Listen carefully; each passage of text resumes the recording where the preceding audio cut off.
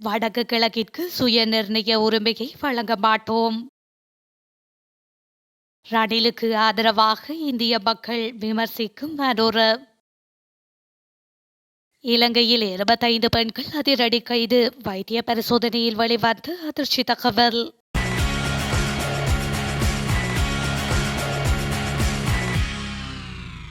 வடக்கு மற்றும் கிழக்கு பிராந்தியங்கள் சுய நிர்ணய உரிமையை பெற அனுமதிக்க மாட்டோம் என்று எதிர்க்கட்சித் தலைவர் சஜித் பிரேமதாசவும் தேசிய மக்கள் சக்தியின் தலைவர் அனுரகுமார திசாநாயக்கவும் சிங்கள மக்களிடம் பகிரங்கமாக உறுதியளிக்க வேண்டும் என்று இலங்கை தனியார் பேருந்து உரிமையாளர்கள் சங்கத்தின் தலைவர் கெமுனு விஜயரத்ன இன்று வலியுறுத்தியுள்ளார். எதிர்க்கட்சித் தலைவர் சஜித் பிரேமதாசவுக்கும் தேசிய மக்கள் சக்தியின் தலைவர் அனுரகுமார திசாநாயகவுக்கும் இடையில் ஒரு விவாதத்தை ஏற்பாடு செய்வதற்கு அப்பால் இது முக்கியமானது என்று அவர் குறிப்பிட்டுள்ளார். நாட்டின் இறையாண்மையை மீறுவதற்கு சில அரசியல் கட்சிகள் முயற்சிப்பதாகவும், ஆனால் அதனை நாட்டிற்கு வெளிப்படுத்தாதது தொடர்பில் ஜனாதிபதியுடன் தமது சங்கத்துக்கு முரண்பாடு காணப்படுகின்றது. அரசாங்கமும் அமைச்சர்களும் செல்லும் வழி சரியான வழியல்ல. நாட்டின் பொது போக்குவரத்து துறையின் வளர்ச்சிக்காக கடந்த 1.5 வருட காலப்பகுதியில் அமைச்சர் ஒருவரால் எந்த முடிவும் எடுக்கப்படவில்லை. ஜனாதிபதியும் போக்குவரத்து துறையின் வளர்ச்சியில் தலையிடவில்லை என்று அவர் மேலும் தெரிவித்துள்ளார். ஸ்ரீலங்கா சுதந்திர கட்சியின் அதிபர் வேட்பாளராக விஜயதாச ராஜபக்ஷ போட்டியிடுவார் என முன்னாள் அதிபர் மைத்ரிபால ஸ்ரீசேன தெரிவித்துள்ளார். தொழிற்சங்க தலைவர் DP இளங்கரத்னவின் நினைவேந்தல் நிகழ்வில் கலந்து கொண்டு கருத்து தெரிவிக்கும் போதே மைத்ரிபால ஸ்ரீசேன இவ்வாறு குறிப்பிட்டுள்ளார். அங்கு மேலும் உரையாற்றிய முன்னாள் அதிபர் மைத்ரிபால ஸ்ரீசேன விஜயதாச ராஜபக்ஷவுக்கு கட்சியின் பெரும்பான்மையானவர்களின் ஆதரவு உள்ளது. நான் இம்முறை சத்திய பிரமாணம் செய்யும் போது மீண்டும் போட்டியிட மாட்டேன் என்று சொன்னேன். விஜயதாச ராஜபக்ஷ தான் இம்முறை போட்டியிடுவார். நாங்கள் அவருக்கு முழு ஆதரவையும் அளிப்போம். அவர் இப்போது என்பவர். இப்போது அவருக்கு அமைச்சராக இருப்பதில் விருப்பமில்லை என அவர் மேலும் தெரிவித்துள்ளார். தனுஷ்கோடி கடல் வழியாக படகில் சட்டவிரோதமாக இலங்கைக்கு தப்பிச் செல்ல முயன்ற இலங்கை தம்பதி இருவர் உட்பட 8 பேர் ராமேஸ்வரம் தங்கச்சிமடம் போலீசாரினால் கைது செய்யப்பட்டுள்ளனர். வவுனியா பகுதியைச் சேர்ந்த குறித்த தம்பதியினர் கடந்த 2017ஆம் ஆண்டு விமானம் மூலம் சென்னை சென்றுள்ளனர். சென்னையில் தங்கியிருந்த நிலையில் மீண்டும் இலங்கைக்கு திரும்பிச் செல்ல முடியாததால் சென்னை புழல் பகுதியைச் சேர்ந்த இருவரை தொடர்பு கொண்டு தம்மை தனுஷ்கோடி கடல் வழியாக படகில் இலங்கைக்கு அனுப்பி வைக்குமாறு கேட்டுள்ளனர். இந்த நிலையில் தம்பதியிடம் பணத்தை பெற்றுக்கொண்ட இருவரும் வேதாளை பகுதியைச் சேர்ந்த மற்றும் ஒருவரை தொடர்பு கொண்டு இலங்கைக்கு இருவரையும் அனுப்பி வைக்க ஏற்பாடு செய்துள்ளனர். இதனையடுத்து இன்று அதிகாலை தங்கச்சிமடம் மாதோப்பு கடற்கரையிலிருந்து நாட்டுப்படகில் புறப்பட்டு தனுஷ்கோடி கடல் வழியாக வவுனியாவிற்கு தப்பிச் செல்ல முயன்ற போது தகவல் அறிந்த தங்கச்சிமடம் போலீசார் சம்பவத்துடன் தொடர்புடைய 8 பேரை கைது செய்துள்ளனர்.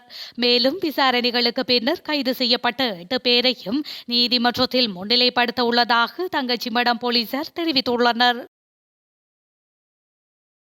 பேலியகொட போலீஸ் பிரிவிற்குள் மேற்கொள்ளப்பட்ட சுற்றி வளைப்பின் போது போலீசாரால் கைது செய்யப்பட்டு தவறான தொழிலில் ஈடுபடும் 25 பெண்களும் நோய் தொற்றினால் பாதிக்கப்பட்டுள்ளதாக வைத்திய பரிசோதனைகளில் தெரியவந்துள்ளது. பேலியகொட மீன் சந்தை, பட்டிய சந்தி, வேதமுள்ள உள்ளிட்ட பகுதிகளில் வைத்து பேலியகொட தலைமையக போலீசாரால் இந்த பெண்கள் கைது செய்யப்பட்டுள்ளனர். போதைப்பொருள் பாவனைக்காக தவறான தொழிலில் ஈடுபடும் பெண்கள் தொடர்பில் கிடைத்த தகவலின் அடிப்படையில் போலீஸ் மா அதிபர் தேசபந்து தென்னகோனின் யுக்திய நடவடிக்கைகளின் பேலியகொட தலைமையக பிரதான போலீஸ் பரிசோதகர் என்.ஏ. கழுவிதாரன உள்ளிட்ட அதிகாரிகள் கடந்த வாரம் இந்த சுற்றி வளைப்பை மேற்கொண்டுள்ளனர். இதன்போது 25 பெண்கள் கைது செய்யப்பட்டுள்ளதுடன் கொழும்பு நீதவான் நீதிமன்றத்தின் அனுமதியுடன் வைத்திய பரிசோதனைக்கு அனுப்ப நடவடிக்கை எடுக்கப்பட்டுள்ளது. இவ்வாறு கொழும்பு தேசிய வைத்தியசாலையில் இப்பெண்களிடம் எடுக்கப்பட்ட இரத்த மாதிரிகளில் 25 பெண்களும் கோனோரியா, ஹெர்பெஸ் போன்ற சமூக நோய்களால் பாதிக்கப்பட்டுள்ளனர். இதற்கமைய சிறைச்சாலை வைத்தியசாலையின் வைத்திய கண்காணிப்பின் கீழ் அவர்களுக்கு சிகிச்சை மற்றும் மறுவாழ்வு வழங்க நீதிமன்றம் அனுமதி வழங்கியுள்ளது. நெருக்கடி நிலையில் நாடு இருக்கும் தருணத்தில் அனுபவமற்றவர்களிடம் ஆட்சியை கொடுத்து நாட்டை சீரழிக்க வேண்டாம் என்று அமைச்சர் பிரசன்ன ரணதுங்க வேண்டுகோள் விடுத்துள்ளார். கம்பஹா உடுகம்பல பிரதேசத்தில் நேற்று நடைபெற்ற பொதுமக்கள் சந்திப்பொன்றில் நகர அபிவிருத்தி மற்றும் வீடமைப்பு அமைச்சர் பிரசன்ன ரணதுங்க மேற்குறித்த வேண்டுகோளை முன்வைத்துள்ளார். அங்கு தொடர்ந்து உரையாற்றிய அவர் மொட்டு கட்சியின் தலைவர்களே ரணிலை ஜனாதிபதியாக ஆக்க தீர்மானித்துள்ளார்கள். நாங்கள் அதற்கு ஆதரவளிக்க மட்டுமே செய்தோம். ஆனாலும் நாடு தற்போதைக்கு நெருக்கடி நிலையொன்றை எதிர்கொண்டிருக்கும் தருணத்தில் ரணில் தான் சரியான தீர்வாக இருப்பார். அதன் காரணமாகவே நாட்டு மக்கள் ஒரு ஆசுவாசத்தை உணர்ந்து கொள்ள முடிந்துள்ளது. அவ்வாறான நிலையில் அனுபவமற்றவர்களின் கையில் ஆட்சி பொறுப்பை கொடுத்து நாட்டை மீண்டும் நெருக்கடி நிலைக்குள் தள்ளிவிட வேண்டாம் என அவர் மேலும் வேண்டுகோள் விடுத்துள்ளார். அதிபர் தேர்தலில் ரணில் விக்ரமசிங்கவுக்கு ஆதரவாக வாக்களிக்க இந்தியாவிலிருந்து மக்களை அழைத்து வரும் நிலை ஏற்பட்டுள்ளதாக மக்கள் விடுதலை முன்னணி தலைமையிலான தேசிய மக்கள் சக்தியின் தலைவர் அனுரகுமார திசாநாயக்க தெரிவித்துள்ளார். ஐக்கிய தேசிய கட்சியின் மே தின கூட்டத்திற்காக இந்திய பாடகர்கள் இலங்கைக்கு வருகை தந்துள்ள நிலையிலேயே மாத்தறை பகுதியில் இடம்பெற்ற தேசிய மக்கள் சக்தியின் மே தின கூட்டத்தில் உரையாற்றிய போதே அவர் இதனை குறிப்பிட்டுள்ளார். தொடர்ந்தும் அவர் குறிப்பிடுகையில் ஐக்கிய தேசிய கட்சியின் தலைவரும் ஸ்ரீலங்கா அதிபருமான ரணில் விக்ரமசிங்க மே தின கூட்டத்துக்காக இந்தியாவிலிருந்து பிரபலங்களை அழைத்துள்ளார். அவருக்கு ஆதரவளிக்கவும் அவரது கட்சி கூட்டத்தில் பாடவும் இந்தியாவிலிருந்து நபர்களை அழைத்து வர வேண்டியுள்ளது. இதற்கமைய தேர்தலில் அவருக்கு வாக்களிக்கவும் இந்தியாவிலிருந்து அவர் ஆதரவாளர்களை அழைத்து வர வேண்டும். இலங்கையர்கள் அவருக்கு வாக்களிக்க மாட்டார்கள். ரணிலின் நடவடிக்கைகள் அவருக்கு ஒழுக்கமில்லை என்பதை பிரதிபலிக்கின்றது. நாம் எமது கட்சியை மற்றும் ஒரு கட்சிக்கு எதிராக கட்டியெழுப்ப மாட்டோம். அவ்வாறு கட்டியெழுப்பப்படுவது ஒரு கட்சியே இல்லை என கூறியுள்ளார்.